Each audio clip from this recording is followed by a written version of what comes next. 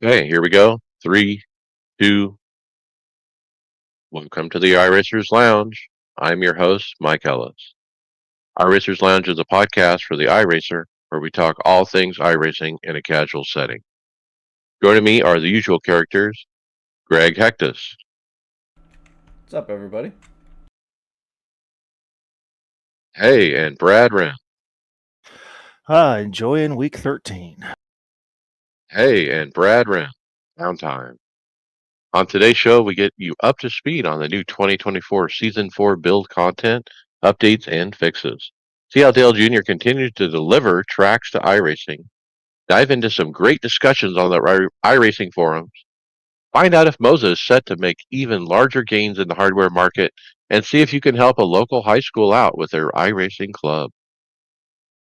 That's right, Mike. And remember that you can follow along with us on your PC or your mobile device in real time as you listen to the show and see for yourself all of the great topics and products we'll discuss by visiting iRacersLounge.com. Select the show notes. We hope to see you there. All right, we'll jump right to topics. Greg, we have new content because it's week 13, and the first video is Circuit Zolder. Yeah, so we got from the iRacers official page here, a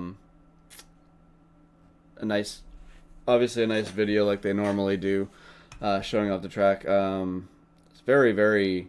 I don't think I've actually ever raced Zolder. I think I was asking in the chat that I thought this was possibly um, the redo of the Zandvoort track, the Max Verstappen track, but I was wrong.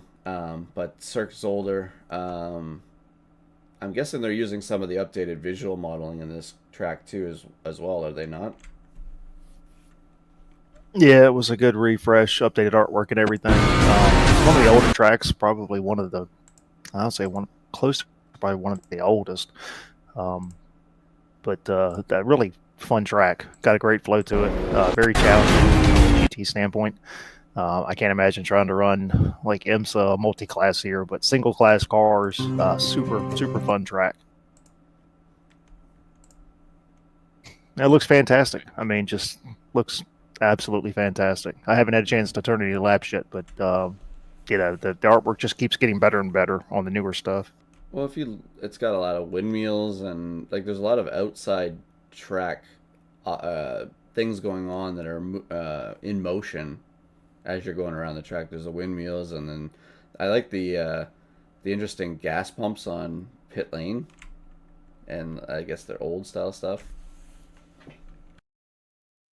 You notice solar panels. I'm thinking maybe that's only on the newer version of the track, maybe. I don't know, though. I don't think I raced this track.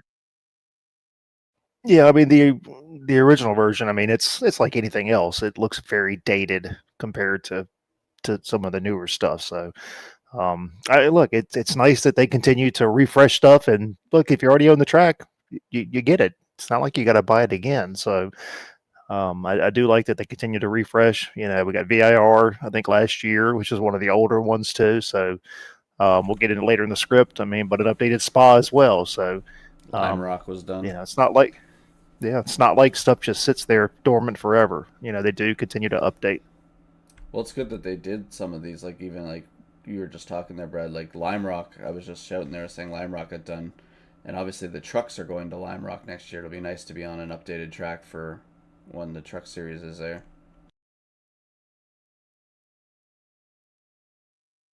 Okay, very good. Next one, Brad, your move iRacing. Yeah, so we had a post on the forum from Jason Kinger. So it was announced this past week that IMSA was going to make some changes to their VP Racing Sports Car Challenge Series. Currently, the series is GT4s and LMP3s. So starting next year, they're going to add basically GT3 to that series. They'll call it a GTDX. And IMSA GT3 is going under the GTD banner.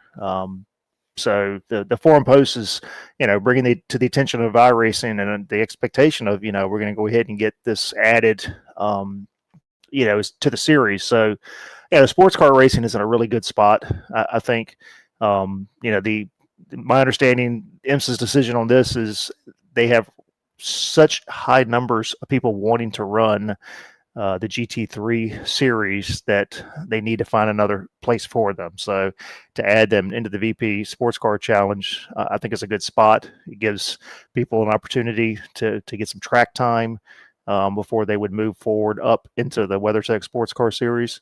But hey, I'm excited. I run GT3s. I would love to be able to have another series for a multi-class to have some opportunities. My only concern is the LMP3s and the GT3s do have some similar lap times at certain tracks. So that's that's why the LMP3s were removed from the WeatherTech IMSA series just for that instance. So that could be a challenge as well. Do you Wait, think? so dumb girlfriend question time. If they're adding GT3s, why wouldn't they just call them GT3? Well, Why did they have to come up with another code I'll never remember called GTDX? Holy cow. so GT3 would be the worldwide series. So there's the sports car series went into homogenization a couple years ago. So if you in IMSA it's a GTD, it's Grand Touring Daytona. If you go to WEC, it's an LMGT3, Le Mans GT3. So with I guess they're going to call them an X. I don't know. I mean, you got to have some sort of differentiation between the classes. But again, I just think it's a good spot for sports car racing, and I'm hoping that iRacing will do the same. But don't feel bad with the girlfriend thing. I have to try to explain that to my wife continually. So Do you want me to? And I've pulled it up here, Mike. If you want an explanation, there's. well, sure. Let's see. You can think of the GTD cars as street cars that have been modified to race based on global GT3 specifications.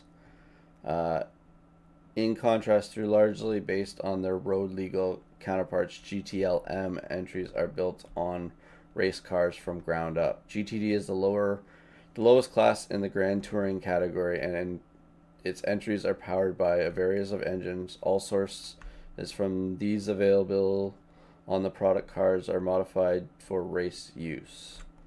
So, like Brad was basically what Brad was getting at there.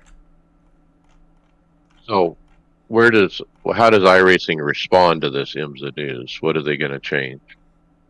well, so you've got the what is it? It's the hang on. They're gonna have to create a new series, don't they, or do they have one? You've already got the hang on, I'm trying to find it because it's not showing up in my favorites right now because it's week 13. Well, you're looking there, Brad. The only thing I'm worried about, Mike, if they actually have, I mean, if they already have a class, and it's not, I'm not as worried. I was thinking the reason this was kind of posted that they were, hey, let's make another class here, and does that going to take away from the IMSA product having a GT3, GT4 style class, and take away from some of the IMSA participation? So currently iRacing has the Falcon Tire Sports Car Challenge. So that's the GT4 and the LMP3.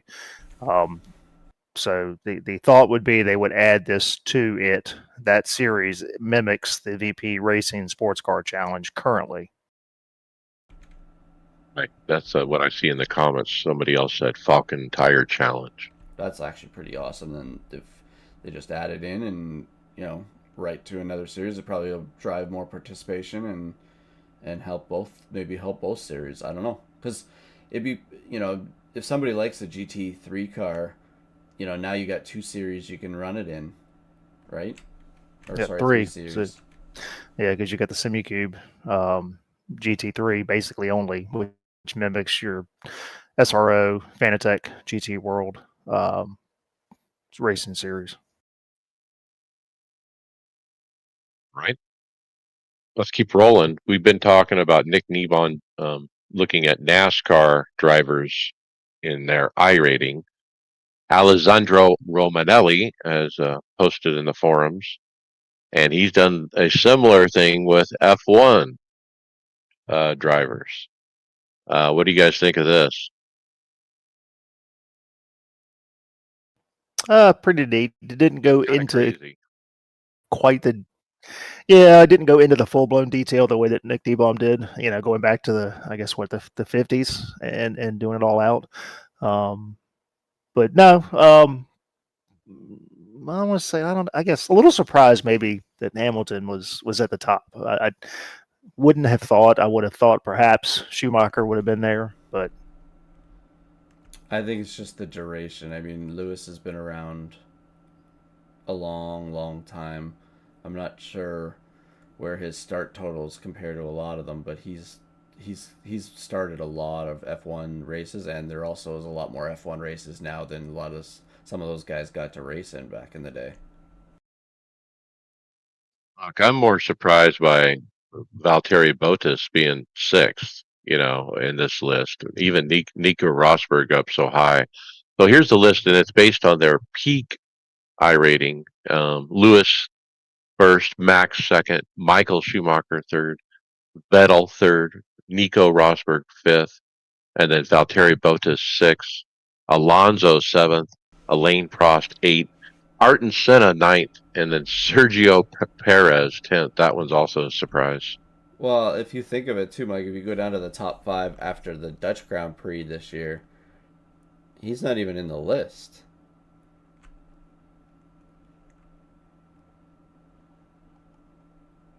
who It's Bottas? interesting to try to compare. Am I missing? No, I don't see Botas in that list at all. No, neither do I. But Sergio Perez is though.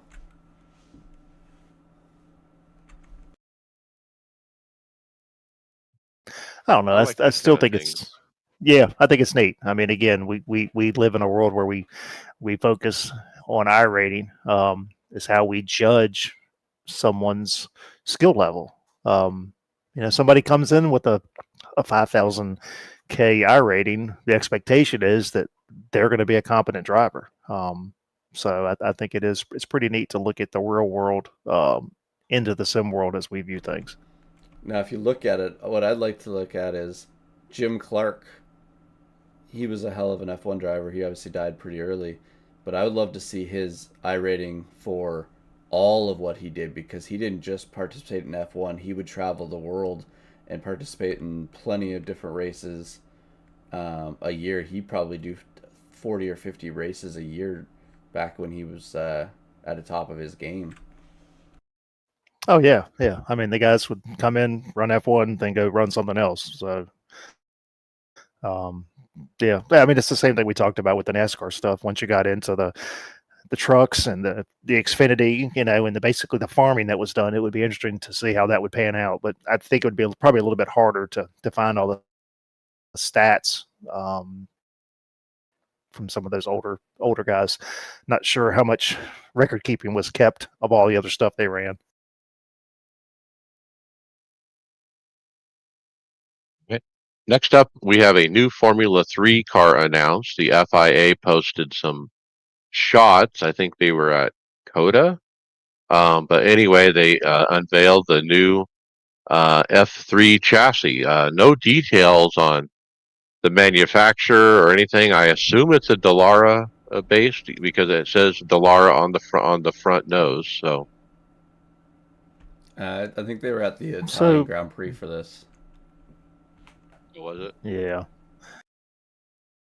So So if you're gonna tweet this out or exit whatever it is, why don't you take a picture that doesn't have the car completely covered up? a full picture of the car, all in one shot, right? Yeah. It's the it's They got the close-ups and stuff. it shows you how secretive the FIA is of things, but yet they unveil it.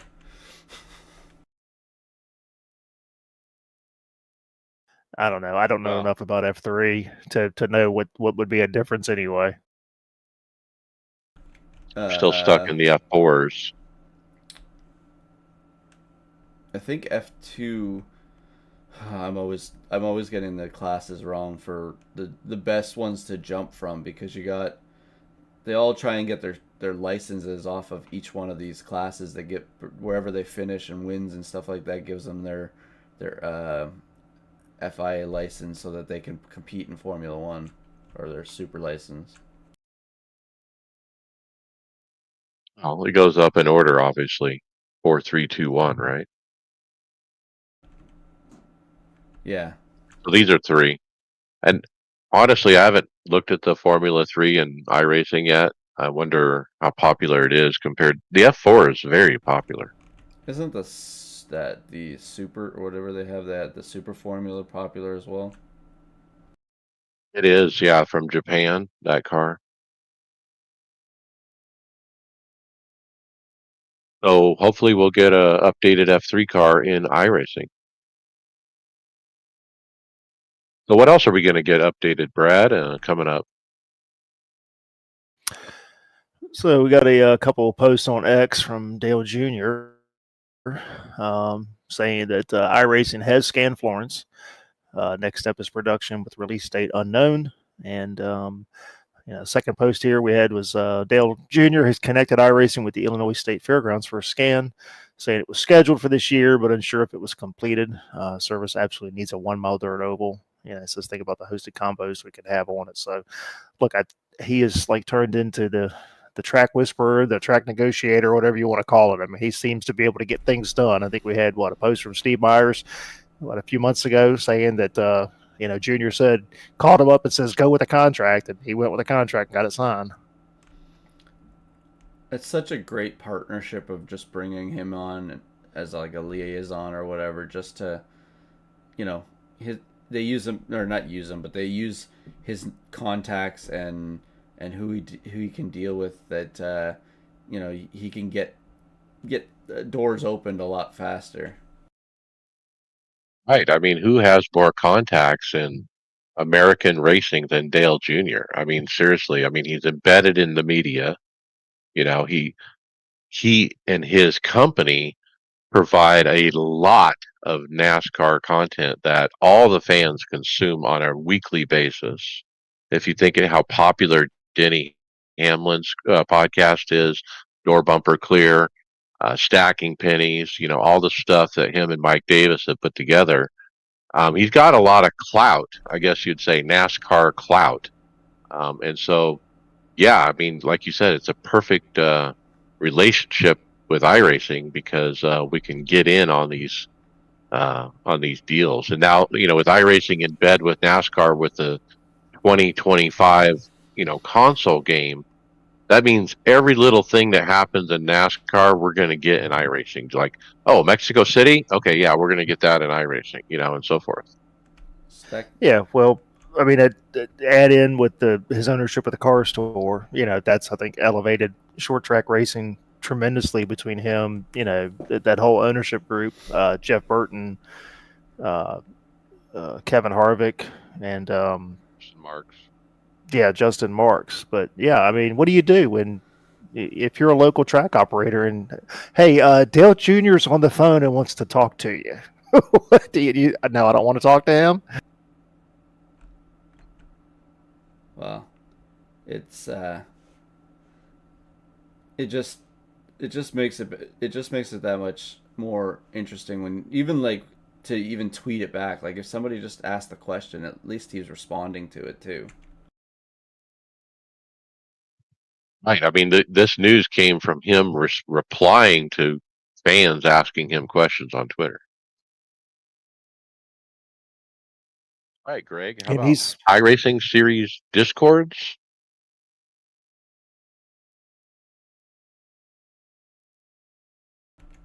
Yeah, so if just clicking the link here, obviously this is it an old post? Yeah, it's an older post of just some of the discords for certain series back in the day, and I guess are they still, are most of these still active, Mike? Do you know? Yeah, this is updated even though it's older. The guy updates it with the latest and Okay. greatest. So Who's the is it Sean? The last post on here is from originally, I guess it's Sean Kringley. Son Schwash. Schwash. Anyway, so they give you oval and road discords that you can go and if you're just looking for a Discord page to for your favorite series and things and cars, things like that. I'm guessing maybe there's setups shared in there. Maybe it's kind of like the old forums where they used to have setups and stuff shared, or just maybe information in general you can get from these pages. Well, there's not one for every series, but there's one for most of the road series. There's not really an oval one per se. Um, but but yeah, like for example, we talked about F3. There's an F3 Championship Discord. There's a GT Challenge Discord. There's a IndyCar Discord. There's a Renault Clio Discord. So you can pick your poison if you hear one of these that you're interested in. Why not get involved in the communication with the community? And like you said, maybe get some setup tips or free setups or something. Yeah, the whole Discord thing is new to me. Being out of the community for almost 7 years. I mean, it was all forums before. There was no Discord, and what TeamSpeak. do we do, Mike? Used to be what TeamSpeak was what we used. Yeah. So I don't know. Discord can be. There's some that I like going to, and then there's some that are just a mess at times. It's really hard to kind of keep track of things for me. But I guess so used to forums. I think you exactly entail what I was just about to come here there, Brad. Someone put in, wouldn't it be better to have one server with all sections for each? I think that would be crazy disastrous, probably, like you were just saying. There'd be so much information flying around, and I could just see, you post something in the wrong spot, and yeah, then people get upset and do their little dance, and yeah, so I like that they're individualized, so you can find what you're looking for if one of the series is up on this list that you're driving. Well, I'll complain about Discord too while we're doing it, but look, I have OCD when I see that little red dot and it says something's unread, and then I go in there and I'm in like 30 discords and trying to figure out what's read and what's not unread and trying to figure, oh, I need to go click over here to make this red. And then I'm like kind of beside the point. I don't even care what it says. I'm just trying to mark it where it's not read. And so, and I think that's the other problem with Discord is I get involved in all these different discussions in different Discords. It's too much information. Like I can't even possibly read all of it. And so I don't read any of it is what it comes down to. Thank you, Mike. You said everything that I wanted to say.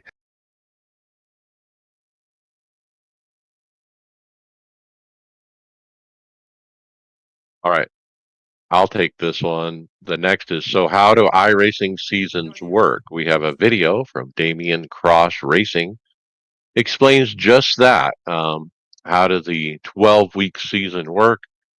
Divisions and championship points. And this was very timely for me because as we ended up my F3 quest for the championship, there was a lot of discussion about championship points and splitting of races and different things, strength of field. So let's go through that. I think the first one, which we've talked about recently, was your first 4 races. It takes your best, but if you go more, 5, 6, 7, 8 races, you're averaging your 2 best finishes. And so he talked about the implications of that. This last week, I had to literally make decisions. Should I race? Should I not race? Because of that particular thing. Yeah, it's 25% is what it operates off of, regardless of how many races you run. So, of course, the more you run, the more diluted that average becomes. Yeah, I'm saying with you, Mike. I'll run 4, but I just won't run 5. If I'm in a points hunt, it's too much of a risk to end up, because like I think the example he gave is, say your highest points was out of the 4 was 80, but you run one more and you end up with 70 points or something. So you end up losing points because it then takes the average. Right. Those are the decisions I was weighing. Like, okay, if I run this race and I don't do well, then I actually lose points from where I'm currently sitting. And so this video does a good job of providing examples on screen, doing math, where you get it. He does a really good job explaining it. What else did you see in here, Brad, that we want to talk about? Just a good explanation with divisions. I mean, again, I think someone who's new to this and has never really kind of paid attention. The way divisions is all split by I rating, and again, the goal there is to try to match you with people that are similar, just like your race. So you go into a race split, and if you're a 2000 I rating, it's going to try to match you with those guys that are around that same thing. So same thing with your divisions. It's going to take a chunk. It's I don't know, whatever it is, 2000 to 2500. That's going to be division X. And the goal there is to try to give you competing against people that have a similar I rating.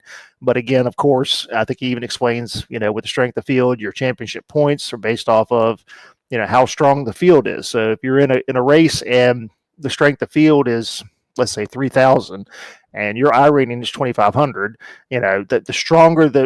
the stronger the field is, the higher the championship points are available because, again, you're racing against people that, in theory, should be more competent and better racers. So you should be rewarded with more championship points because you're competing at a higher level. So now I'm going to digress and get into my situation a little bit since this is very timely discussion. I disagree a little bit with how much weight that strength of field actually changes the championship points. I think it's too much. Let me give you a real world example. I have a Google spreadsheet showing me and the other guys finish for the 12 weeks, okay, all in a row. Neither one of us have scored more than 89 points per week.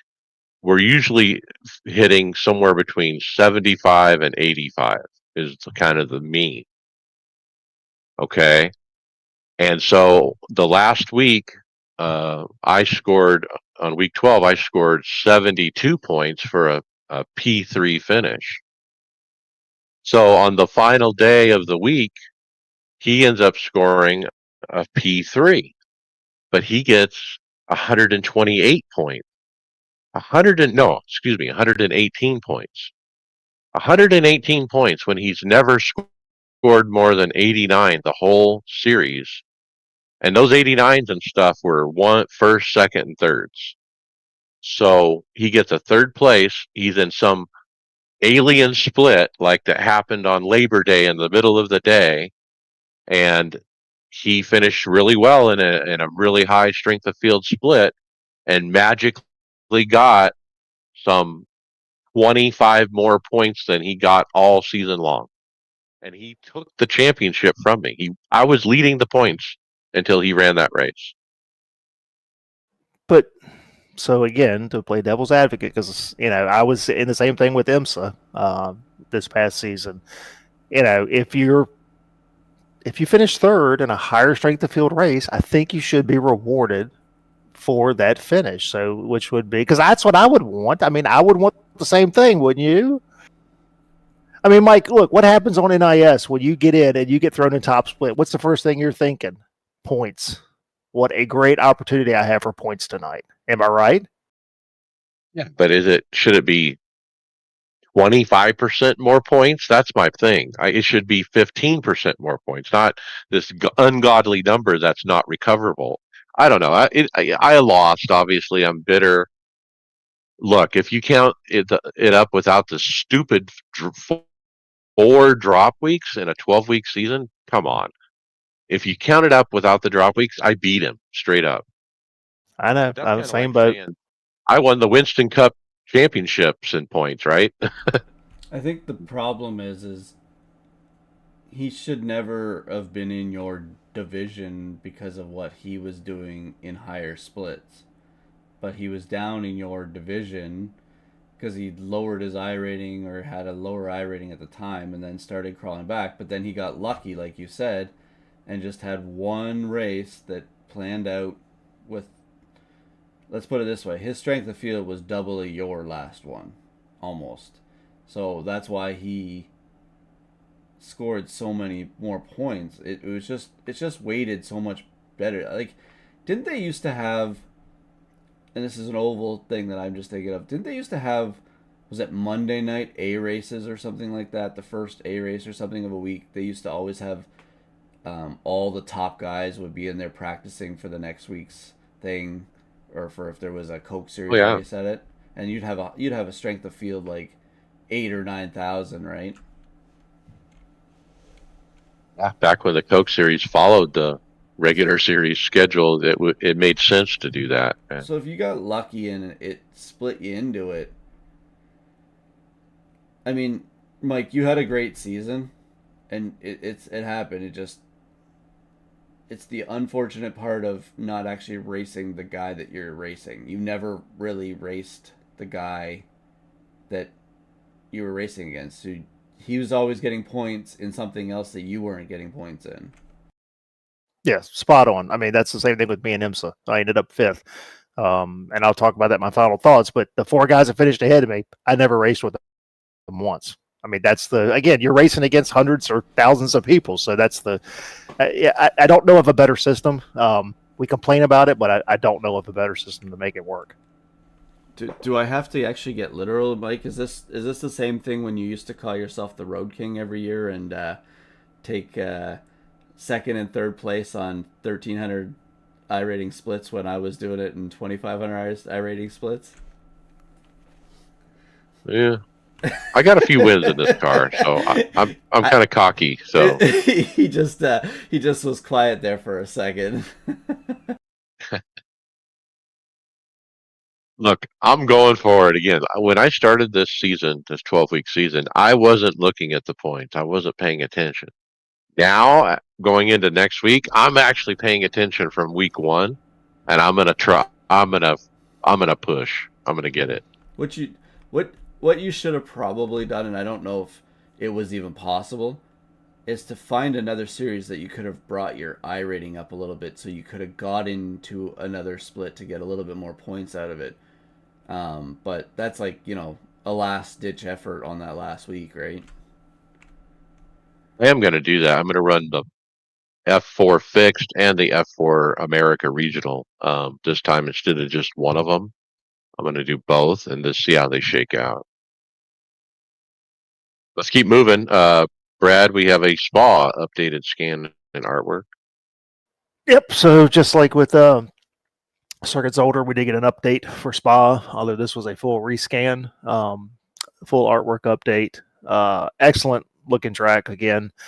But if I'm correct, I think the old iRacing curse hit here too, because this scan was, I think, from prior to the 24 hours of Spa, where they actually did some more repaving. So we don't have I don't think we had the most up to date version of the track, but we do have a much more up to date version. What we had was very old. I did turn some laps here. The place looks fantastic. Just it gives it an entirely different feel to the track. I had a really good time just turning laps the other night. Did you do it in the dry or the wet? I did it in the dry just so I So could look at everything. that's why it felt different, because you're only used to doing it in the wet, and when you were doing it in the 24-hour race. Stop it. I I think what's the differences are what you see outside of Rouge. That grandstand, I think, is the new going up the hill there on the left, And the and so paved. and they kind of they kind of redid that whole area. Yeah, so those I don't know if you guys are familiar with it, but what they're doing in F1 now is that painted coloring, the way it goes red to yellow and stuff, that's all like more rough. It's a rough transition. It grips up, it grabs the tires more. So you're not getting stuck in a sand trap, but you're also getting slowed down because of the way the roughness of the runoff area. So if you're sliding sideways, it grabs the tires more and slows the car down. But you're not going through a sand trap now. Yeah, and there were some other things. I mean, there's a couple corners that are completely, I mean, the same corner, but there's other stuff. There's access roads that were never there before. So my guess is that's probably new. And you got all the new bells and whistles that we get the new track. You got the vegetation model. That's a thing, the vegetation model. Veggie Tales. but it looks good. So I'm excited, looking forward to a race there. Okay. Greg, they finally turned the lights on. Yeah, Atlanta. They finally took them out of the dark ages, right?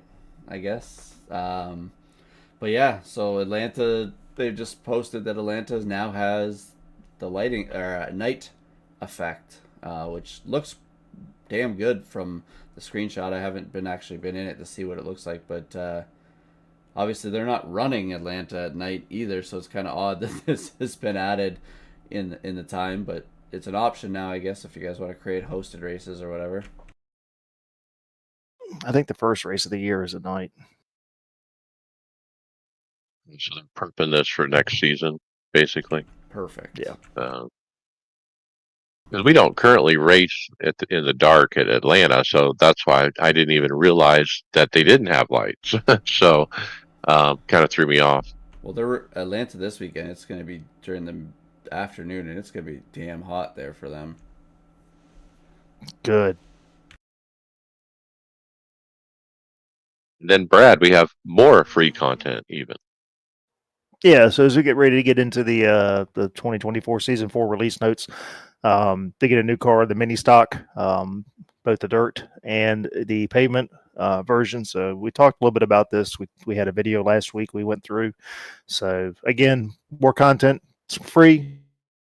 People continue to complain about the cost of iRacing, and every build they give you something for free. So haven't had a chance to jump in the car yet, but I'm sure I will at some point. So Mike, let's roll into notes, man.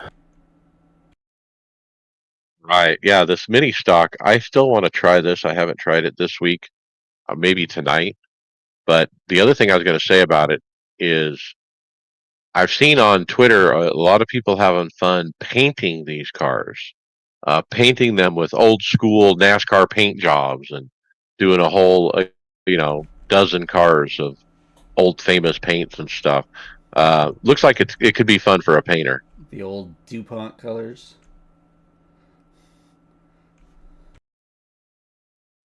All right. Season 4 build notes. Let's kind of go through what we missed, if anything. We did get an update to the weather system. So the timeline weather has been updated for different types. Now you've got spotty rain, which will simulate heavy to light scattered rain showers. So we've included the ability to launch an AI session directly from the official series session. So which is actually pretty cool. I don't really use AI, but the couple of times I've tried to do it, I got so aggravated that I stopped. This was way too much involved in it. Tire preconditioning for standing starts. Now, so the idea is your tires are set up as if you did a parade lap. You came around and then took the grid and then went green. At first, when I read this, I thought it meant we were actually going to do parade lap, but I don't think it means that. Yeah, that's what I thought too. And then I was trying to envision all of the squirrels trying to get back into their spots. And I was like, oh, this is going to be horrible. It would never work where they got all lined up properly. And I can see someone jumping through, like not stopping and running through the back of the car in front of them. Oh, it would just be hilarious. It's the same reason we don't turn. Where would you start from? Mike, it's the same reason we don't turn ghosting off on pit road. Right. So let's see. We had the clutch. Yep. So they've added a natural bite variance. So again, not all clutches operate identically time after time. So I guess there's a chance where, on starts, your clutch is going to be a little bit different. So I don't do any series that have standing starts. The F4, is that a standing start, Mike? Yeah. Yeah, the Porsche Cup, I think I've thought about running some of those. I think that's a standing start. So, no, that's cool. I mean, let's continue to make some changes to stuff. I really want them to have if they got the clutch the way that the clutch changes, if it's you're losing a bite point or whatever on it. I really hope that at some point we get brake fade and things like that coming in. Some other tidbits as I scroll down. Hosted racing, you can actually pick 14 different cars when creating a hosted session. 14. I think my CPU just got up and walked away. Just remember, they Sounds like continue to fun race. optimize. They continue to optimize. So we got the new Divisions? BMW, the new BMW M4 GT4. McLaren still, I guess, hasn't gotten final approval from McLaren, so we don't have that yet. I was going to say divisions are calculated at the during week 13 now instead of at the start of week 1. That's sketchy. Even more reason to stay away from week 13.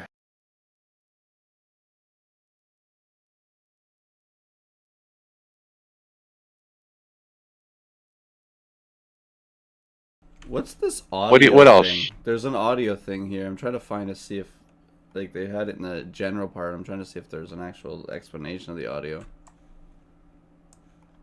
Well, they say here they're depreciating direct sound. You may have to pick DirectX if you've had direct sound selected previously. So, Increase low speed curb strikes and scrape sounds. so when I went in after the build last night, I didn't even have an option to either do direct sound or, what is it? What's the other one? X, whatever. The option's not even. Audio. Yeah, it's not even there anymore.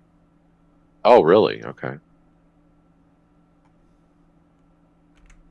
So I must have misread that. There's sporting code updates.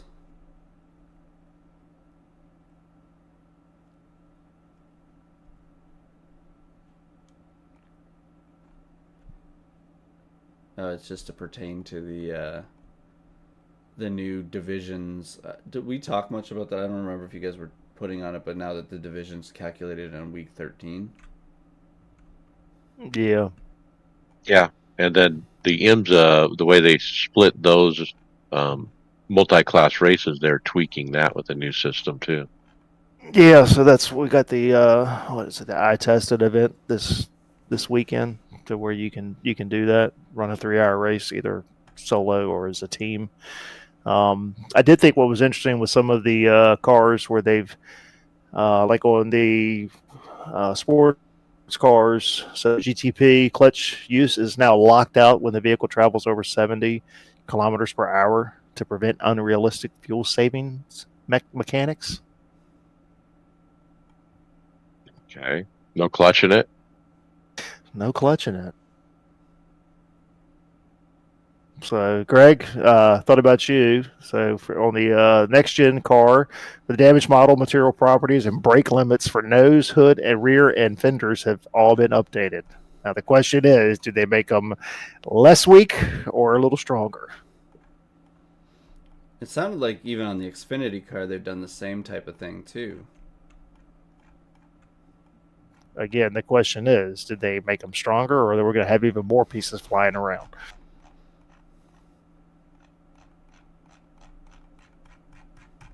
And the McLaren car is new, but it's not for sale because McLaren hasn't approved it. I mean, McLaren look like clowns for not getting the timing right with iRacing on this. People have been begging for years, and now they still wait. They were too busy celebrating their win in their failed win in A lot of Monza. aerodynamic changes. So looking through lots of physics changes, damage model stuff, aero stuff to a lot of cars. I look, when I read through this, I thought this was a pretty good update. I mean, it's quite a bit of stuff that they tackled this time. I know it's nothing groundbreaking like rain or anything like that, but it you read through this. I mean, there's a lot of stuff that continues to get tweaked and updated every single time. And sometimes I don't think we think about how much work goes into this. We skipped over all the graphical changes completely, but there's a lot of minor things, like you said, that they fixed or updated or made better. So So, and I would suggest to listeners rerun your graphics config. That's what I do every time we get a build. I go in and rerun it, and that seems to always work for me. I cut you off, Greg. Sorry. No, I was just looking. I was going back over the cup and the Xfinity. There, it looks like they even have an update for what was I reading here? It's weird that they would have tire tread pattern has been updated slightly. Well, it's a slick car. What were they doing with the tread before? Maybe we were running treaded tires and we didn't know it. I'm talking about the rain tire, maybe? I don't know. We don't have rain tires in Cup, do we, or Xfinity? No. And Brad's hoping it never changes that way. I'm fine on the roadside. I'm good. I'm good. You want to race I've rain in I've embraced the rain. Okay, I've embraced it. I want to see like what they did at New Hampshire again. I want to see them do that again. But do we want to see that in iRacing? Probably not. No. No, because they can't make it through turn one without or on a dry track, let alone a wet one. All right, I got the next one. We have a iRacing community Facebook group post from Philip Savard. He says this: "Need help? I run an iRacing club at the high school I work at here in Pennsylvania. We have 4 sim rigs, and 15 students in our club. We cannot find any other high schools to compete with. Does anyone out there know of a high school that has iRacing as one of their esports? We are open to race for fun or to set up a season to compete. Any kind of lead would be helpful, a school name, etc. We would even love to race some colleges if they're willing to. Thank you, Philip Savard." So I have watched some of the eNASCAR College Series, and some of these colleges actually have esports teams. This was a great opportunity. Mentor a high school team, sure. I mean, what is it? Chris Waldron, teammate. What he does stuff. What he's with Parks and Rec up in New York. Doesn't he run a Parks and Rec league? Yeah, he has a Parks and Rec league for his city, right? And so, yeah, I tagged Chris Waldron on this post because he's the kind of guy that would help in something like this, or maybe he knows somebody that would be interested. But yeah, listeners, if you can help this guy out, know of any high schools that do iRacing, hook up with this guy. So, look, I haven't been in high school in well over 30 years. But how freaking cool would it be to be an iRacing club in high school? Hey, I'm done with PE. I'm headed over to the spa, run spa on iRacing. Yeah, that'd be great. Get your yearbook photo behind the wheel of a sim rig. There was a picture on the Facebook post of the 4 cockpits they have, and they have really nice setup, actually. Yeah. Okay, Greg, what's going on here?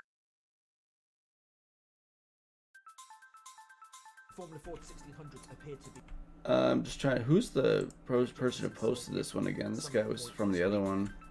Is that Damien again? It's a YouTube video. Damien, yeah. Yeah, Damien Cross. So he's in the I think it's the F 1600 at Jefferson Summit Point, and yeah, get a certain camera angle and the cars are floating. So it's very interesting. Like it's just the inches the graphics well, engine that's doing it, yeah. isn't it? Yeah, but I mean it's like a foot off the ground. I mean, is what they look like. Is this just since the build? It's a hoverboard. Look. Is this part of the build stuff, or is it just something he's noticed recently? I think it's just came out before the build. Yeah. Wonder if there's any Now, I guess it's something if now that he has it out, something like this, iRacing needs to know about so they can work on it, right? That's right. Yeah, I mean, if you don't have the right camera angle, Brad, I don't know if you would notice. I mean, the tires and are most of the time 2, 3 inches off the ground, maybe. But you said at other times they go up to a foot up off the ground, so it's kind of obvious. Yeah, I mean, look, I mean, I get it. There's things like this that happen. I don't. I mean, I never, hardly ever look at a camera angle like the car ahead of me looking back or whatever. So, um, yeah, you're looking from above or whatever, they look fine. But yeah, I mean, I'm looking at it right now, and they're floating. I mean, they are absolutely floating. Remember when you used to go under the track to see if the splitter was hitting, so you could see if you had to raise the car up? Yes. This is what it reminds me of, that angle where you're trying to get down there low and see. It reminds me of the Marty McFly hoverboard in Back to the Future. Where it looks like a skateboard, but it didn't touch the ground. Uh, but yeah, so the video is kind of cute. I mean, his take on it is this the future in iRacing? We're going to have hovering cars. I know I said the other day when I described some of the cars, they didn't feel like they were in the track, but man, I didn't really mean it that way. So my wife just texted me. She says they float because they're in a video game. All right, can I address the comments about your wife not taking you seriously about your racing and your IMSA championship? Because I listened back to those podcasts I missed.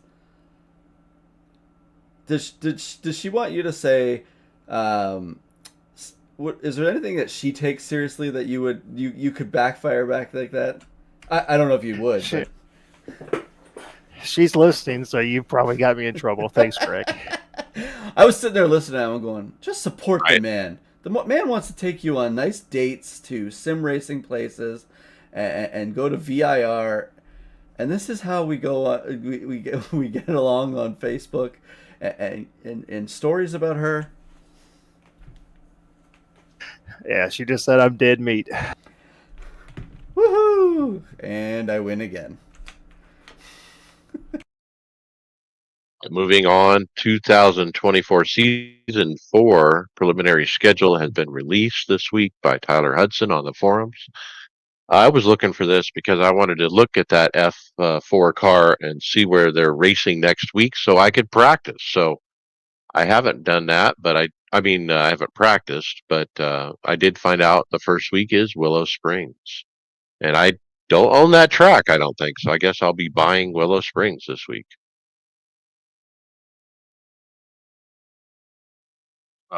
Plan on running for the season 4. Like I said, both F4 championships, the F4 fixed and the F4 America Regional. Okay, Brad, why are the AI always faster? Yeah, so we had a post from staff member Alex Saunders. Says, "Hey AI crowd, I want to give you a little bit more detail into the AI improvements in the tire temperature modeling that was mentioned in the release notes." So it says this is one of the biggest projects that they've been working on during this build. Um, so it says, as you're likely aware, the AI has struggled with pace correlation to the player in varied temperatures. We've seen that while the player would go faster with cooler air and track temperatures, the AI would go much faster, which meant in practice the AI sessions were recommended to be run using default afternoon conditions. So with this upgrade, the temperatures of the AI tires will approximate the temperatures of the player's tires in varied conditions, much more closely, so which should give to better racing. So it's already been added to every car that was being done, and then they'll continue to update as they go along. So I guess basically what was happening is we were not running. So if you set up an AI session, you're not running on the same tires, which is really weird. I mean, that's I don't know. This is why I don't mess with the AI. Just I don't mess with it because yeah, no, I don't. It's getting better. And I use it for practice situations sometimes.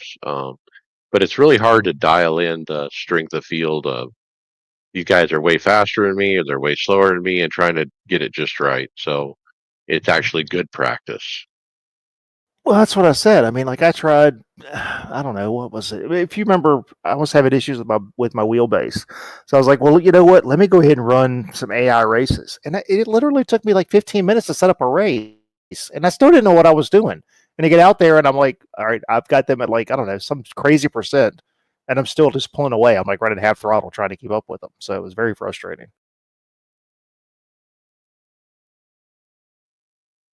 All right, Greg, fill it up, please. So Sean Gerd posted on the forums that he's having a team fueling when the driver's changing. Is he's saying it's completely broken. So what he's giving an example here is the black box auto fuel is checked, adding 20 liters set in the black box.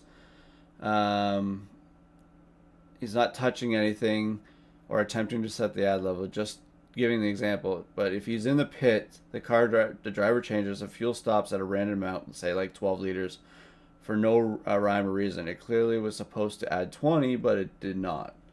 So it's been resulting in some severely underfueled cars and needed additional stops. I don't think I've not ever come across this problem yet in any of the team ones we've had. I'm not seeing. I haven't gone through all these posts down below them. Is anyone else really saying they're finding this issue too? Well, there's a staff member, Michael Hinkle, posted this. We have several people reach out to our support team describing this problem, but in our testing, we have not been able to reproduce it. In all cases that users worked with our staff to troubleshoot the problem, we found third-party software was being used that that could control the amount of fuel taken.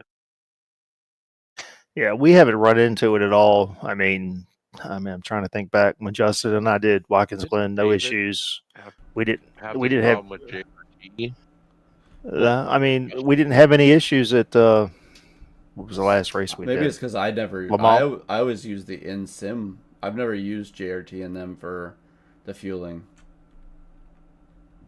Yeah, I had all kinds of issues because I started messing around with the JRT fueling, and I was having all kinds of troubles. So I stopped messing with that and just went back to the NSIM. But I mean, in the team events, I haven't seen any issues. But there's a bunch of people in here who said they've had the same thing happen, and it seems like the first driver change is okay. It seems to be the second driver change or something was there's some sort of pattern to it. But I don't know. I mean, it's I can understand how frustrating it is because I had this happen VIR where I ended up not taking enough fuel and I had it on auto fuel, whatever reason. And that's when I figured I had something going on with JRT, but I didn't have enough fuel to finish the race. It didn't matter. I wrecked out anyway. But yeah, you get so used to just being confident that you're going to get all the fuel you need. And then you get back out and you're like, you got 2 laps and you're like, excuse me? I'm gonna say I'm annoyed with the auto fuel check mark. Like I'll uncheck that, I'll take a stop, and then the next stop, guess what? That baby's checked again. I don't like that. If I turn it off, it should stay off. Do you have it turned off in the INI? I was just gonna say you can go to the INI Oh. and do it.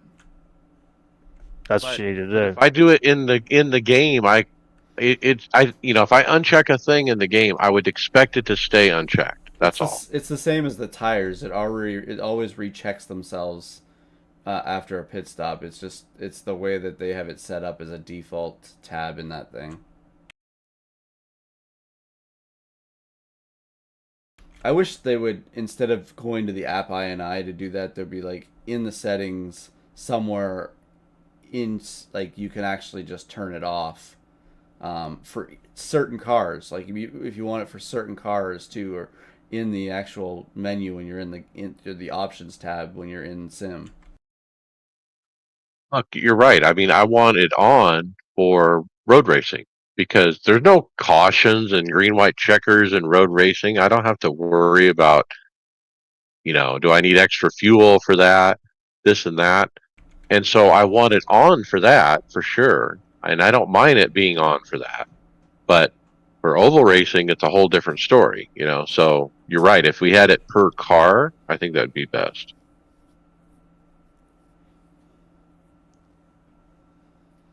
Okay, events.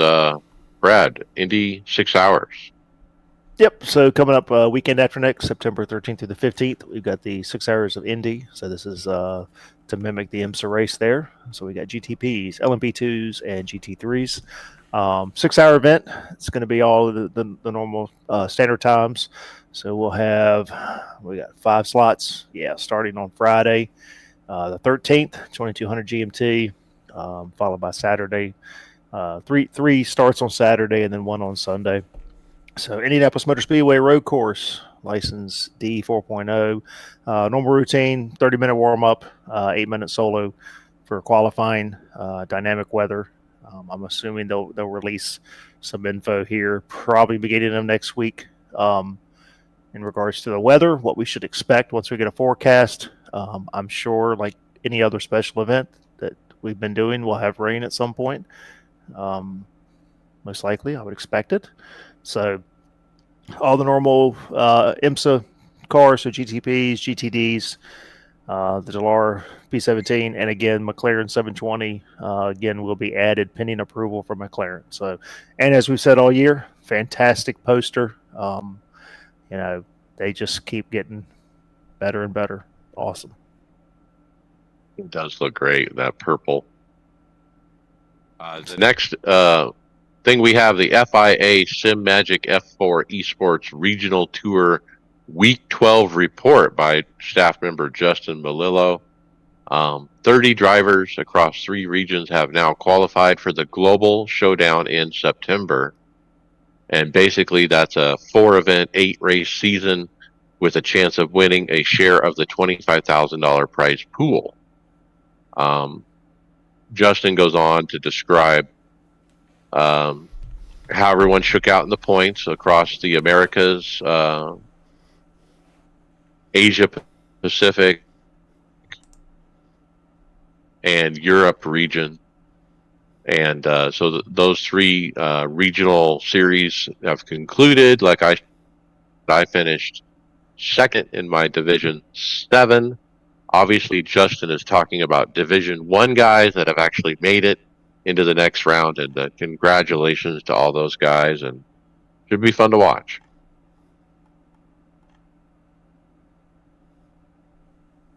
Okay, Brad, and then anything in the week in iRacing we missed?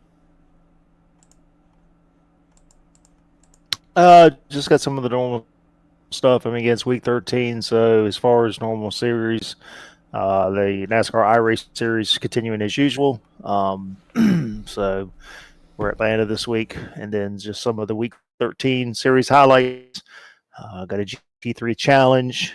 So 13th week forecast. Again, so we're going to mix stuff up as usual. You know, some of the other different stuff, mini stock, dirt mess, dirt racing. You know, and then again, like we talked about, got the 13-week eye tested GT3 and GT4 where they're going to work on the algorithm. Today it's a 3-hour race, and so again, you can earn that the eye tested award badge, whatever they call it, award. So yeah, light week 13. It's time for a good break. Clean your PC up. Do what you want to do. I don't do a whole lot of racing.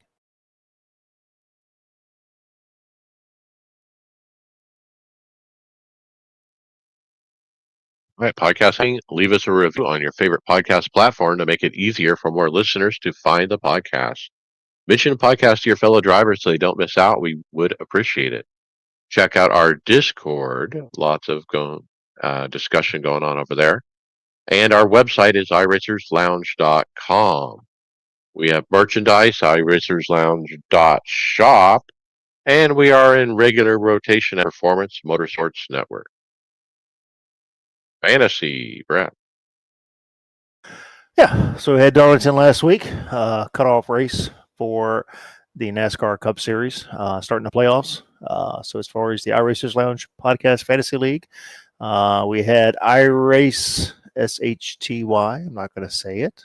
Took the win with 218 points, followed by Jedi McFly 217. Silver Mustang was third. Uh, Carolina Kid fourth.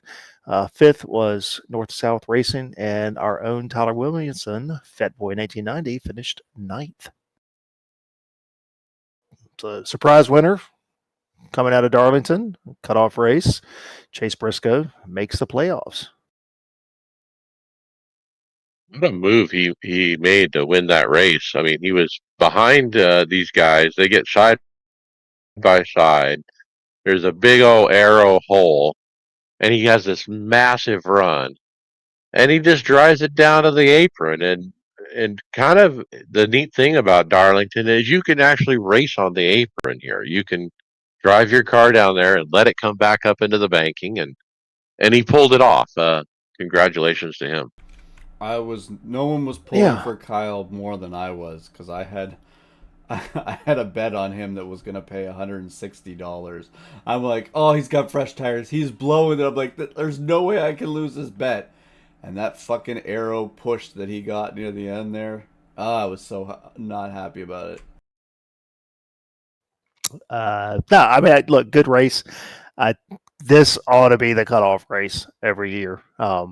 It just, what a good race. I mean, things happening that it's Darlington. I mean, look, Martin Truex, says over the, lap 2, I'm an idiot. Overdrives, takes himself out. Ryan Blaney, just I don't know. Darlington delivered. Just a good race overall. Wow, big. If you go back 1 week ago. Sorry, Greg. I was going to say I picked Truex Jr. and so I looked pretty lame when he crashed out at the beginning of the race. Well, he might be doing the next 10 races because he's had some horrible luck, but it's amazing what a little bit of tire wear and a great racetrack will do for the NASCAR product. Yeah, I mean, Darlington delivered as usual. So head into Atlanta this week. I want the old Atlanta back, but that's what I said last night when we were racing. I don't know. I mean, I don't know who you pick. It's a crapshoot. It's no different than Daytona in my opinion. It's another restrictor plate race. Drafting track. Drafting track. No restrictor plates. Yeah, they don't run restrictor plates anymore. Right. I guess that's an old school term. Yeah. It'll be interesting drafting track. Yeah. So, because that track's gotten another year older and it weathers pretty quick. I'm wondering if they could another half season older in the sun. I'm wondering if with the heat this could be, because they do fall off and they do separate because they get long runs. If they can get that, it'll be interesting to see how these cars race. Oh, it's Mike. We experienced it last night, didn't we? I mean, how tight were we getting with the tires are wore out? I mean, I was having to get off the throttle just to get into the corner and get the car to turn. Yeah, if you didn't, it would just go right up to the wall. And so, yeah, tires meant something for sure. I don't know. We'll see. So, all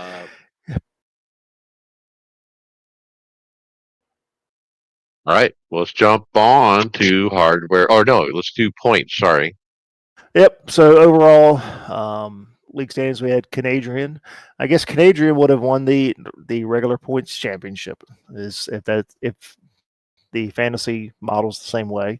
$1 in second, Connor Truman third, iRacing Mason fourth, Res Dog fifth, and old Tyler Williamson has moved his way up to sixth. So first time I've done NASCAR fantasy. Do we all reset? Is that the way it works now as we get into the playoffs?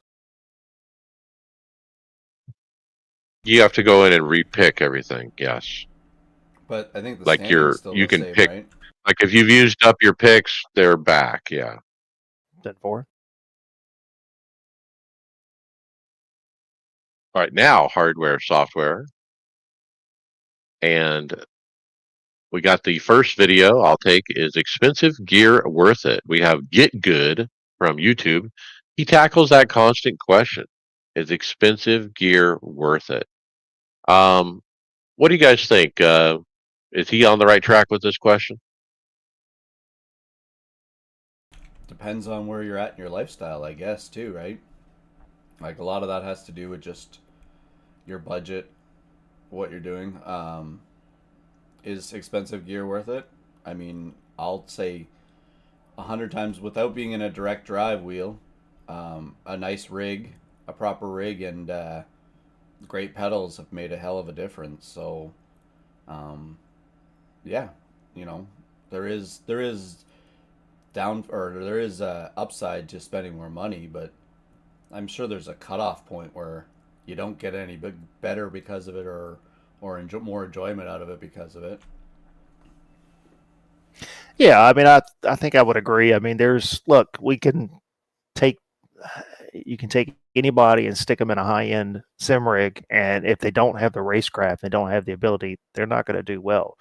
Um, I think that if there's more opportunity now to start with higher end stuff, as opposed to what it was years ago when some of us started. I mean, I've been sim racing since '97, so. But one of the things I think that he brought out, and I would agree 100%, is yeah, higher end stuff is fine from an immersion standpoint. I mean, there's a reason that I have button boxes and I have all this stuff is because I want immersion. I want my pedals to feel better. Yes, I could probably race fairly well with some low end stuff, but that's not what I want. So, um, is buying the most expensive stuff going to make you faster? No, I don't think so. I think you still got to have the skill to get it done. But once you have the skill, I think yes, you can. I am more confident breaking into a corner with my Huskenfeld Ultimates than I would be on G29s, just because I, I, I'm more confident because I have better equipment. If that makes sense. And during the race today on the stream, well, not just today, but in the last several days, the biggest question I get from people that are watching my stream in the chat is, what's the deal with the seat belts? Why do you have a red seat belt on? And and I have to answer that question, and I have no problem answering it. But I tell them, I go, look, it holds me down. I usually flop around like a fish. It's comfortable. It gives me good posture. It's because I want to. It's because I like it. I feel like it's better to race with them than without them. Now, do I need seat belts to do it? Absolutely not. Absolutely not. But is it worth it to me? I think that's the whole idea of this video. It's worth it to me, but it's probably not worth it to you. So it's all relative, like I just spent all this money on the computer and monitors, and there's a million people out there that would never do that. Right. I mean, it's like a win sim. Is a win sim going to make you faster? Oh, I was No. just about to freaking say it. I wanted to do it so bad. You beat me, you bugger. About the ambient lighting, Philips Hue kits that cost several $100s, does that make me On faster? on the bucket list, but I won't do the hue. I'll probably do the groove lights because they're cheaper. What about, like, it's no different than people that I look at another, okay, gaming, just in general. People buy the most expensive controllers and things like that too. Like, there's in every hobby, Gaming there's some, chair. yeah, Yes, there's every something in every hobby's that way. hobby. Yep. Look, I have a full set of Callaway golf clubs. I don't play any better with the Callaways than I did with a knockoff set. But I wanted Callaways because I thought I would play better. Guess what? I don't. I'm not gonna use. I was gonna go down the road of using the female version of makeup there, but I'm gonna leave that one alone and see. I didn't want to use that analogy. All right, moving on. We got a video from Game Tech UK. He interviews the designer of the Corsair sim racing rig at GameCon. And they get a close look at this new Corsair cockpit. a tubular cockpit. We've kind of talked about it a little bit before, but he gives more details on some of the decisions behind the design of it. These tubes, in some cases, have T slots where you can put in T nuts and attach other equipment. Um, his seat is in two pieces instead of one, and so forth. Yeah, I mean it's I would say it's an improvement on a tubular cockpit, but I'm sold on an 80/20. Um, He shook it this and had week I a started making changes. I got rid of a keyboard, I added this, I added that, and I had no issues. I didn't have to worry about anything. If I can put a T nut somewhere, I can mount anything I want. Good point. Like when I redid my pedals, it was major reconstruction. I mean, I have a tray or a shelf below the pedals for the amps for the butt kickers, and that had to be lowered to accommodate the new pedal setup. And I was able to move it around and adjust because I have an 80/20 rig. If I had this thing, I'd be dead in the water.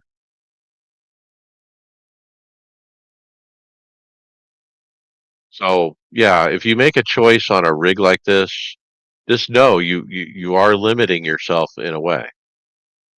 And look, I commend them for giving more options. There are some options on here if you go down this road, and I understand that there's people that will.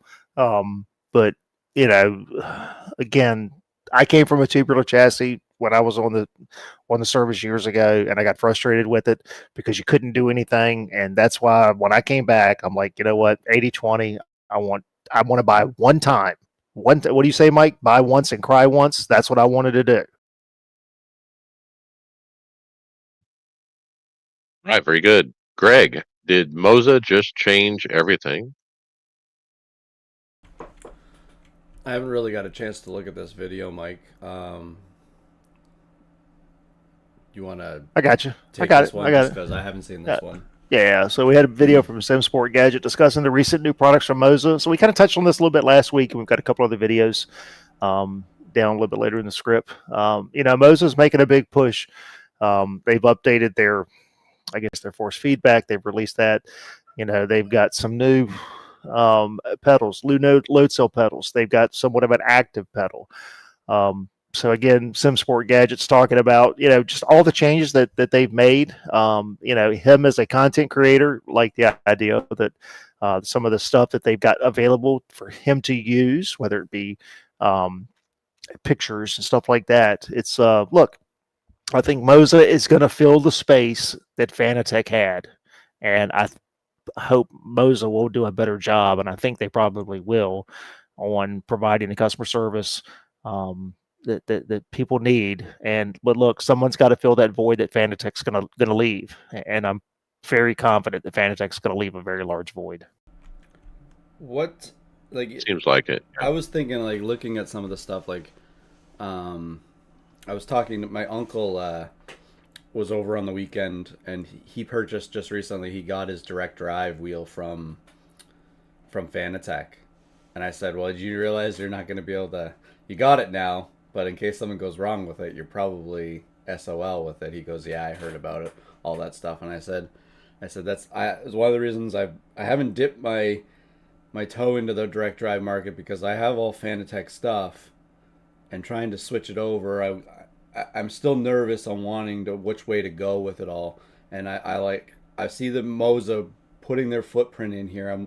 I'm waiting to see what they do over the next year or so here, product wise, and they seem to have something new popping up all the time, which Fanatec never really did. They always picked certain times of the year they would announce something, but Moza seems to be doing a lot more on the social media side of it to promote themselves. I think on the entry level and mid level sim equipment market, I think Moza is really making strides. I believe that look, when on the stream, when I have a viewer say, "Hey, how do I get started in iRacing?" That's the second most popular question I get. I actually am recommending the Moza R3 package or the Moza R5 package. Where you get a wheelbase, a wheel, and a set of pedals, for a few $100, versus Logitech or Thrustmaster. I'm actually recommending Moza these days. So it sounds like, Mike, Moving on. hold on, Mike. They're kind of eating two markets at once there, right? Like you were saying, they're eating Logitech's and Thrustmaster's market, and then they're gonna hopefully take over whatever, like Brad said, Fanatec was. Yeah, I mean, I still see Logitech Thrustmaster is very popular amongst newbies coming in. If you go on the Facebook and look up iRacing groups, you see these posts all the time. New people are like, "Oh yeah, I got a Logitech. I'm getting a Thrustmaster," and they don't even know about these other brands. So it's not even a thing for them. All right. So next up, we have a listener follow up about the Simpson shifter discussion we had previously. Thank you, Chad McNeese, for this. Now I'm going to read a few things of what he wrote. The current Logitech wheel and pedal sets do not include the H pattern shifter. It is available as a separate purchase add-on that still plugs into the wheelbase as they have done since the original G25. And so I think we had said it included it, and he's correcting us there. Further down, he says the Simpson and nearly all other budget shifters from Amazon, eBay, AliExpress, and such are separate USB connections. And then finally, the basic difference on these over the Logitech is slightly more sturdy construction and a snappier feel as part of the construction differences. From experience, the Logitech is very toy-like, and these other shifters have a more metallic construction and feel that is closer to the higher-end shifter. I Thanks, Chad, for the update. I believe the Logitech H pattern shifter does have there is an aftermarket for it to get a plug that plugs into it so it can be used as a USB one. Does it not? Yeah, I think I remember you can buy that. Yeah. Okay, Brad, we have some pedals. The M-Sim Talento. Yeah, so we had a SimPits completed a long-term review on the NSIM Talento pedals. This was done by, it's not Sean Cole, it's the other guy. His name escapes me. But he's been running these for about a year or so. Good review. Just a very solid set of pedals. I think they've made some changes since he bought his or got his, however you want to say it. These are very similar to the Huskenfelds and the rest of them. That very similar designs, but do a good job. I mean, I think one of the things he talked about with these was, they're pretty much all automotive. I think almost, hardware and stuff that they're using. So look, I looked at these a year or so ago, but they were a little bit out of the price range that I was at. These are going to be around the Ultimates, somewhere in that area. But it makes you feel good when you see something that's lasted, and these guys give it good reviews. So again, the load cell pedal, if you're looking for it, something with elastomers, typical of what Mike's got with the Simpson, I've got with the Huskenfelds. That's a good option for you. They're so close together, though. That's my takeaway. They're too close together, the three pedals, and there's not a way to spread them out. But I do believe in the video he says the newer version is a bit wider. Yeah, that's what he said. I guess they've changed the way that the pedal plate and all that is a little bit wider. They do look very close. That's the one thing I like with the Husenfelds is that I have mine kind of spread out however I want them. So, and even I've adjusted them multiple times since putting them on the rig. Yeah, my Simpsons also can be fully adjusted, and I have them as spread out as they can be, as wide as they can be. And then The other thing I did recently is I swapped out the spring on the brake. There's a small spring and four rubbers things, little rubbers. I switched out the red for the black, and it's much stiffer. Redid the calibration. I like it much better than it originally was. So Speaking of brakes, I'm really I'm looking forward to next weekend at Watkins Glen to try my sim coaches for the first time on the uh, oval road or the NASCAR road course race since I missed Chicago with the new pedals. yeah, they should pay off. I'm sure you're going to find a tenth or two under braking. Okay, I got this one. Simcore, a company I believe out of Australia, they have offered a new product called a shaft extension for the SimiCube. And this thing is freaking cool. I love it. Like, so they show a SimiCube 2 Pro base, and which is what I have. And then they have this really nice narrow extension neck that permanently mounts to the base and extends out the quick disconnect.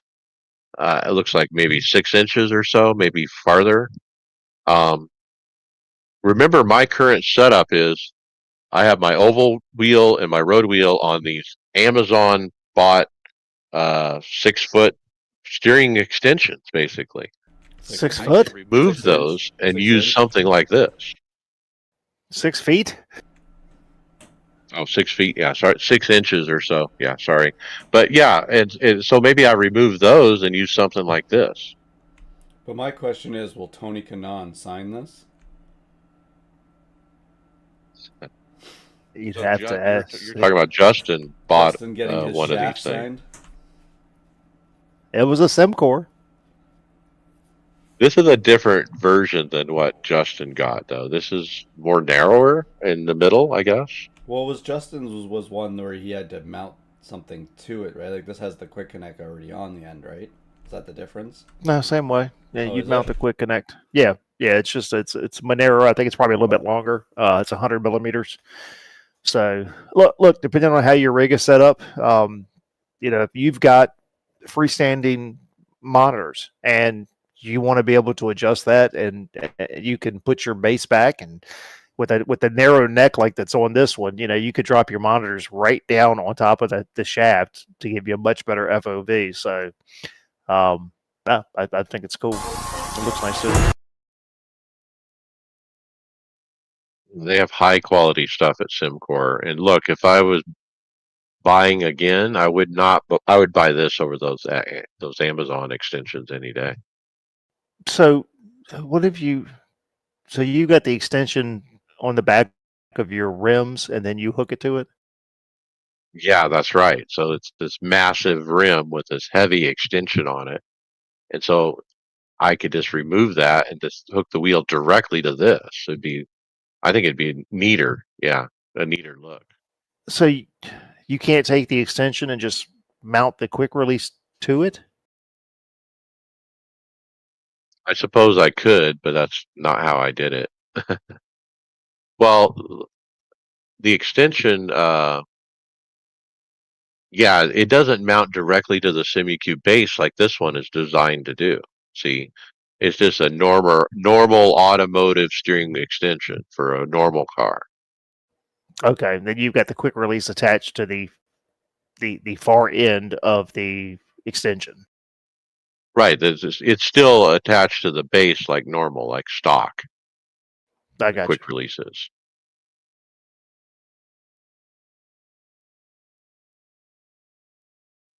Okay, and then Greg, we have Sim Rig Tours continue. So we covered what is this? OC Racing. Have we covered him before? Oh yeah, I must have missed that episode, but is the way that he goes? Is he just reviewing people's rigs? Yeah, so he's got the people that have sent it.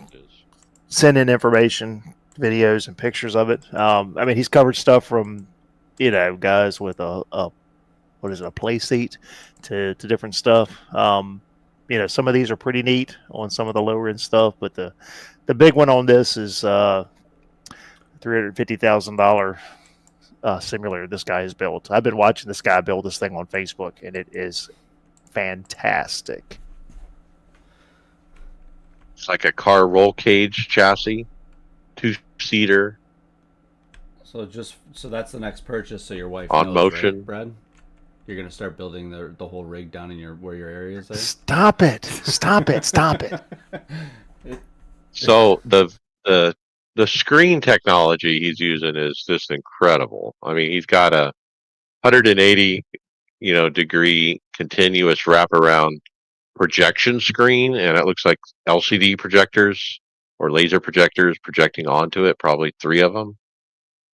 Pretty no wait a minute, this isn't projection, these are LED It's panels. LED. That's the first time I've Yes. seen the cells. Right, those are those bendable cells. Wow. I watched a lot of stuff on this new technology that they're building where you can build infinite size screens with what they're coming up with here, as long as something can project the image to it. But there's not going to be ever a need for a freaking projector screen anymore with the way that this stuff's going to be down the road. No, and yeah, I mean, this thing is fantastic. This is probably as close as you're going to get to an OEM simulator, whether it's Toyota, Ford, Chevy, any of them. Like I said, this guy posts, and I know I've thrown some up in the chat. It's one of the sim racing Facebook groups, but watching him build this thing is just, it is so cool. He's got a point of view camera he'll put behind, like right behind the person driving, and it is awesome looking. Cool. I wonder if we get to a point. Next up, Oh, go ahead. I was just gonna say, I wonder if we get to a point where the technology will come in where we'll just create our own wraparound monitors or monitors up on a wall with these little cells the way we want to. You just have a stand and you attach them to the stand somehow. Oh, I'm sure. I mean, I've seen videos of these LED things to where you could like pull off I don't know, like an 8x12 section, flip it around, and put it right back up, and it it's just crazy how good stuff has gotten.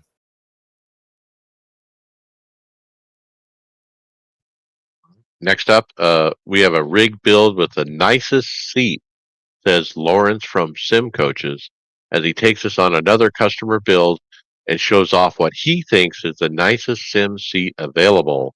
And this is that Recaro, and it's super thin, all carbon fiber, thin padding on it.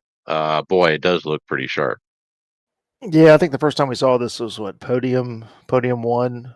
Was this the Joe Rogan build? Dog. Was it Yeah, Snoop? Joe Rogan, Okay, right. Joe Rogan. So, yeah, this was a pretty neat video to watch. Sim Coaches and Greg, I know you got their pedals. But most of the stuff he does like a full build for everybody. But here he took and did a build where the guy had his own hardware as far as, I guess, steering wheel, base, and all that, and his own monitor.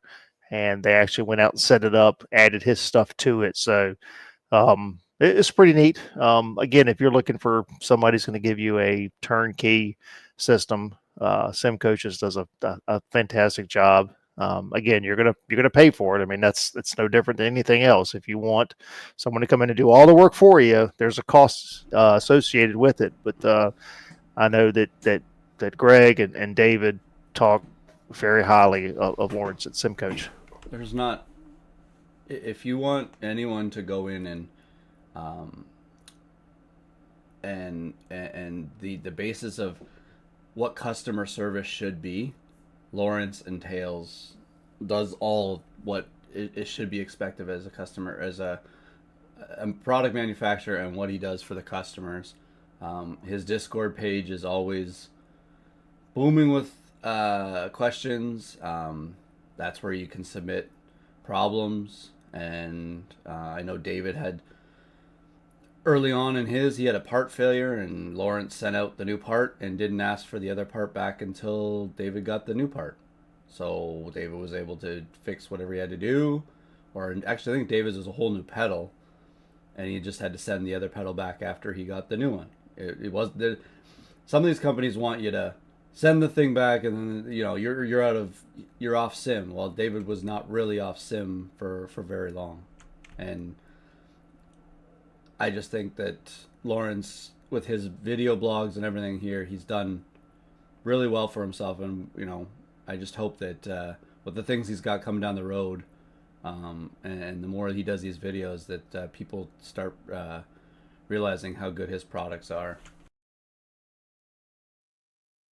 And you do get a few glimpses of those products specifically, which are the pedals that you got, Greg, and those monitor mounts, those integrated monitor mounts that he has CNC'd. Um, those things look awesome, and they swing in and out. What a great idea if you have integrated triples.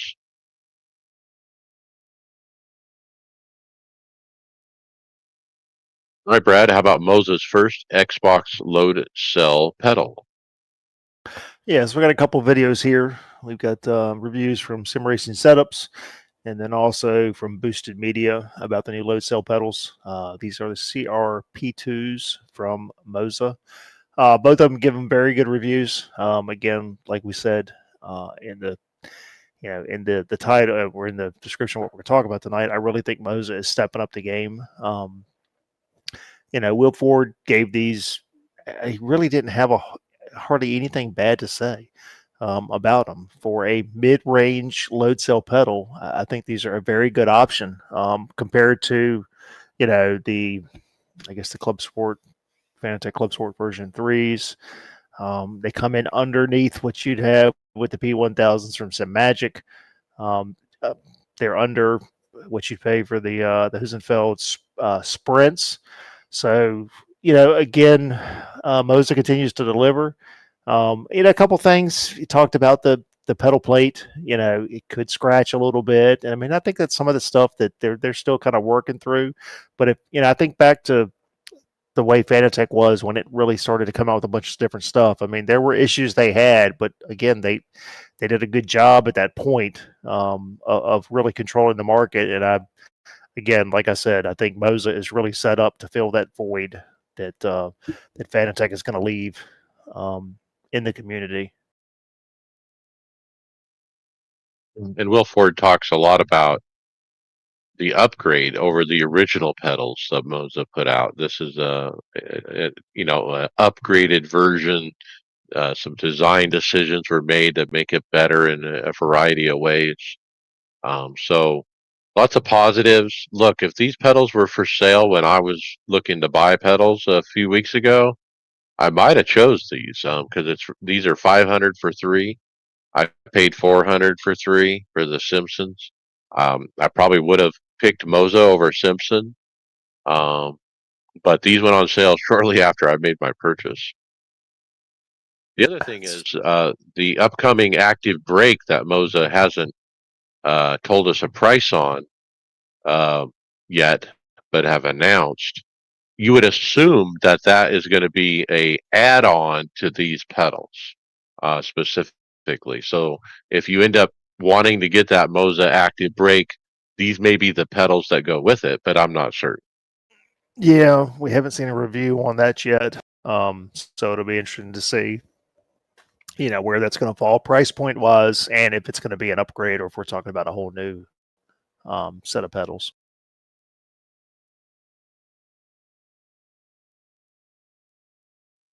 All right, let's keep moving. I'm going to pick up this one, the Velocitas Imperium product offerings. So we found this company, Velocitas Imperium, and they have some neat product, including this neat looking button box as well. I swear I think we talked about them before, Mike. We may have, I don't remember though. This is from Italy, I believe. They got that. Yeah. That dash looks pretty cool. They got a Yeah. DDU. Yeah, they got a lap timer. They got that. They have a PSP knockoff. So remember, there's a company from Australia that made the Pro Sim panel that kind of looks like a little colored push button thing. Well, they have their own version of that. It's not the same, but it 200 euros.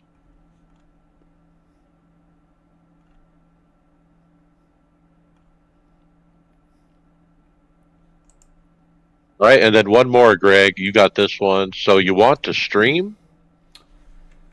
I think this goes in hand with one we had a couple weeks ago for from Nutty, but this is Senpai Gaming.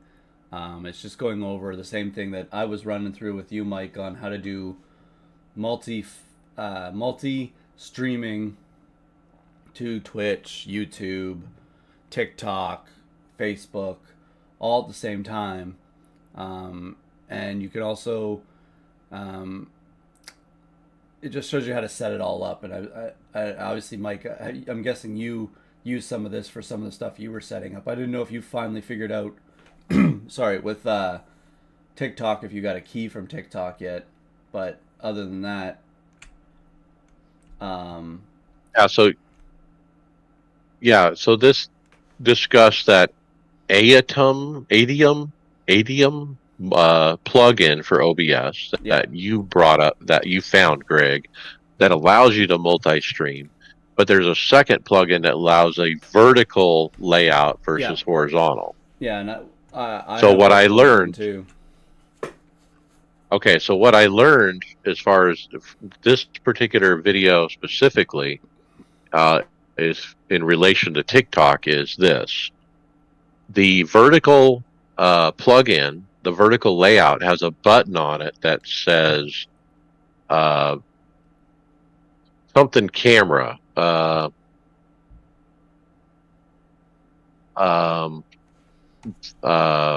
can't think of the term, but it's something camera, and it basically it's a virtual camera. It's called virtual camera. So you push this button, and it takes the entire vertical layout and creates it into a vertical camera, and it starts a stream of that. So then what you do is you open the normal TikTok streaming software that's very much like OBS, and you create a template that you're going to show, and you pick the camera, the virtual camera, and you stretch it across the whole screen. And so basically it'll take whatever you have in OBS on the vertical plugin and stick it on the TikTok as a virtual camera. And that's the workaround. So you don't need a stream key.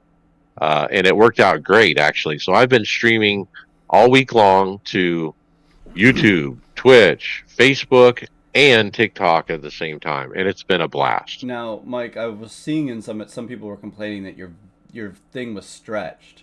What you need to do is in that vertical thing that comes up on the side, create your own, like another view. Change the view, and then when you do the virtual camera from that thing, it'll be a different view than your other. So like YouTube, Twitch, and then we'll get a certain way, and then your vertical will be a different way, instead of pulling your Twitch stream into a vertical, which it doesn't really do very well.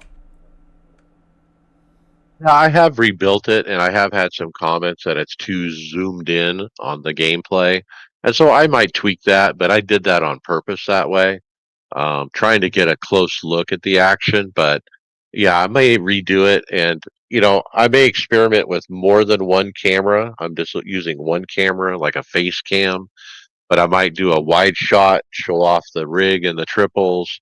So I'm still playing with it, but oh my God, I'm having so much fun.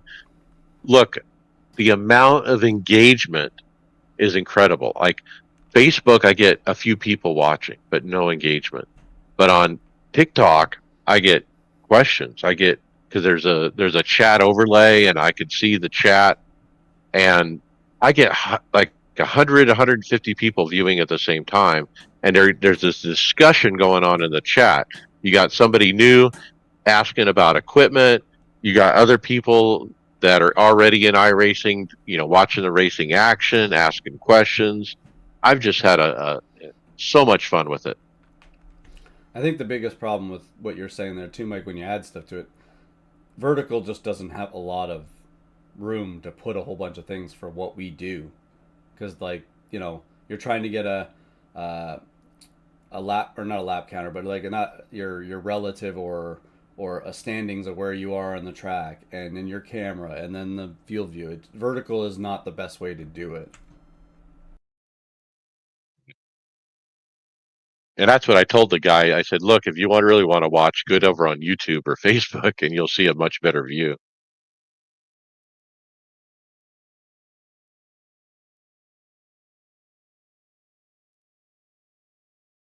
Okay, with that, we're going to jump to results. Let's talk NASCAR iRacing Series Friday Open, Darlington. Started 14th, worked my way up to top 5. I ran as high as second. I got wrecked real bad at some point with some bonehead known wrecker guy. 4 minutes damage, 30 seconds required. And towards the end of the race, the same guy tried to get me again. He hit me twice going down the back, door slammed me into 3. I was up into the wall. I came off the wall, and I came down into him and wrecked us both. Um, anyway, I ended up getting protested for that, unfortunately, and I got a warning from iRacing for intentional wrecking. I don't think it was intentional. I came off the wall and somehow my wheel turned left a little bit, but that happens, and it was kind of a racing incident. But what was interesting about the protest, it wasn't the guy that I wrecked or that had wrecked me. It was some third party driver who got caught up in the melee, and he was not happy apparently. So I can't remember the last time I've been protested. It's been in several years.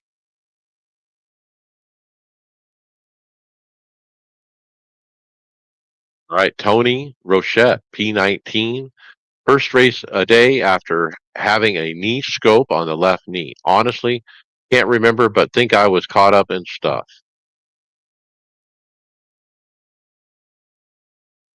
Moving on to Sunday Open, I got a P18. I had a good race going, ran in the top 10, top 5. At some point in the last part of the race, I kind of spun by myself on a restart on the bottom. I didn't wreck, but lost all my track position, and then got involved in another incident, and then could never catch a caution to get tires, and basically just rode it out. P18. Tony Rochette wrecked. Started like third or fourth, was P3 trying to get past second, but the asshat kept blocking me no matter what, and I tried running uh, till I was on the inside making a pass out of 4, and he just turned slight left on me, and I get a fun trip into the infield care center while he ended up winning the race. Moving on to Wednesday, Atlanta, P4. I got involved in an incident, not too much damage. I got it fixed, but had to come from the back again. Ended up doing green flag stops. I slid through my box after that shook out. We were still in the lead pack, just buying our time for the final run to the checker. I just wasn't far enough forward, track position wise, to really make a run for the win, but was happy to get it up to finish in the top 5. P4, I will take it. Brad Wren, P12. Yeah, frustrating race. So spent most of the race in the top 10. Mike and you and I were just kind of riding there for quite a while. Um, really frustrating. And we come out of I guess before the pitting. I mean, we had got down to what, like a 4-second lead, and just the guys that were, I guess we were running what, probably 8th and 9th, and the guys ahead of us just could not keep together. And We gave up all that freaking lead, which was very frustrating. But we ended up with green flag pit stops. Kind of got shuffled out of the front. It drove way back up there, and we were all talking and trying to figure out which is the best line. Justin was telling me to go to the bottom, and decided to go ahead and make a run on the bottom, and just got turned off a 3 wide situation that just kind of went bad. So the guy was in the middle. Guy that was on the outside came down, hit him. He hit me. Thank goodness, managed to save the car. I don't know how. I mean, just to go into turn one completely sideways on the apron, I figured I was dead, but ended up 12th. Not happy. Probably should have been about a top 5 or so. I think I'm going to run tomorrow night. I think I can do better than 12, but I don't like this version of Atlanta. I just don't like it. It just doesn't race good, and I don't like it.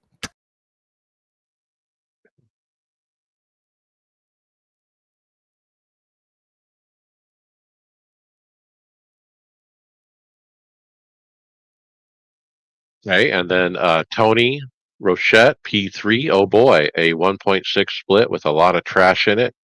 Rolled off the start on a pole and just found my happy place, avoiding shenanigans and tomfoolery. Had a green white checker restarted 4th. Had a driver behind me shoot me a message and said he'll push the hell out of me. Welp, we almost got it done. We were flying till he got side drafted on the back, and we lost our momentum to where I would have passed for the win. P3. Kyle Pendergraft, P6, started P9, kept it clean on the bottom, avoiding the wrecks. Finally got involved in a wreck with less than 50 to go. Caught a few cautions to fix the damage. After that, it was a race to the front. Took advantage of the restarts and jumped several positions. Last lap, I was in a drag race down the backstretch and beat P7 by less than 0.01 of a second. Chris Waldron, P9. My PC shut off when I clicked enter car. Started from the pits, stayed on the lead lap, missed all the wrecks to bring it home P9. New IR personal record 3368. Hey, moving on to today, Thursday Open. P15 ran top 5 basically most of the race. Second and third for a long periods of time. I was 5th on the late restart and just had a real hard time getting restarted. These guys were beating me every time. But I got wrecked out on a green white checker. The white the top lane spun the leader, and he came down into the bottom lane and took me out, and I finished 15. Yeah, I was trying second gear. I tried first gear. They just drove away from me every single time. I don't know what I'm doing wrong. You got to pick it up a little bit ahead. I mean, that's the one thing I've noticed is you've got to get on the throttle before anybody else does in order to keep the momentum going. Yeah, I'm just a blink behind him or something on the throttle. That's all it takes. Tony Rochette, he ran with us. He got a P3. Another headache of a race. Was there at the end. Had a great run on the outside on the white when the car went outside. So ended up giving him a nice shot in the ass in 3 and 4 for his win. And then Bobby didn't put his result, but he was fired up, mad. He was in a position to win, and he got wrecked or something. I think a guy 10 laps down. Rant. Yeah, guy 10 laps down turned him.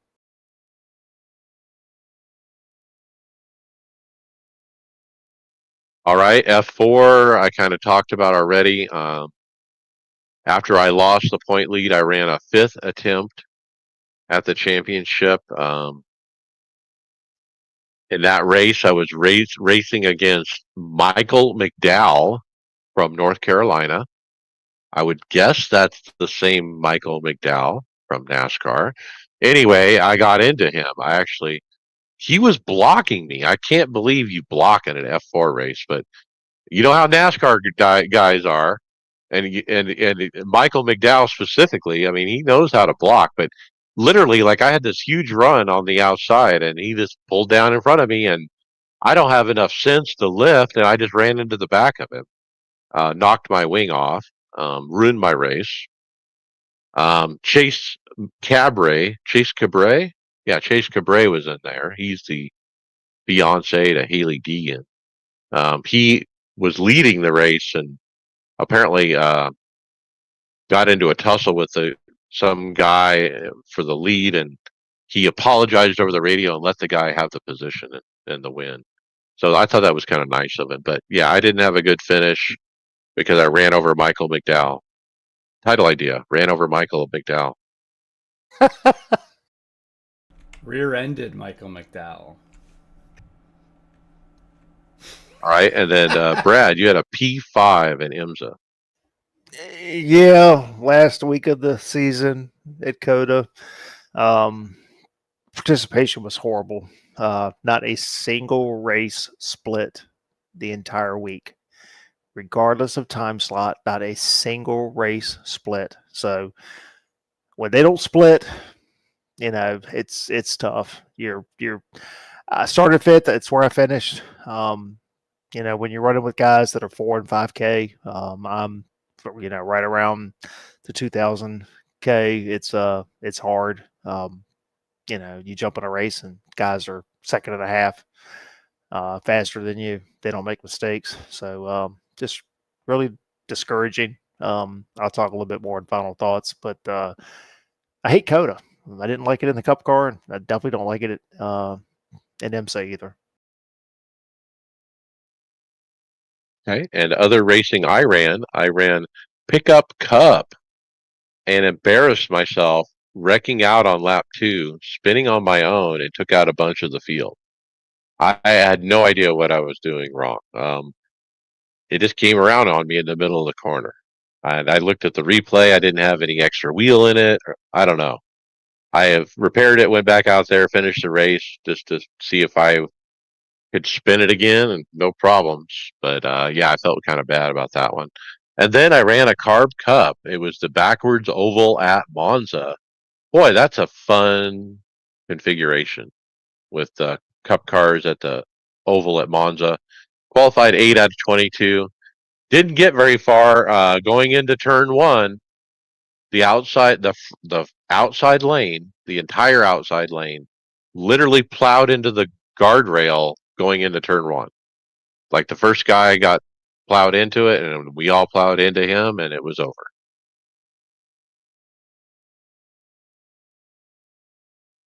All right, final thoughts, Greg Hectus. Hopefully, I've been taking a couple weeks off here. I haven't raced in a couple weeks at all.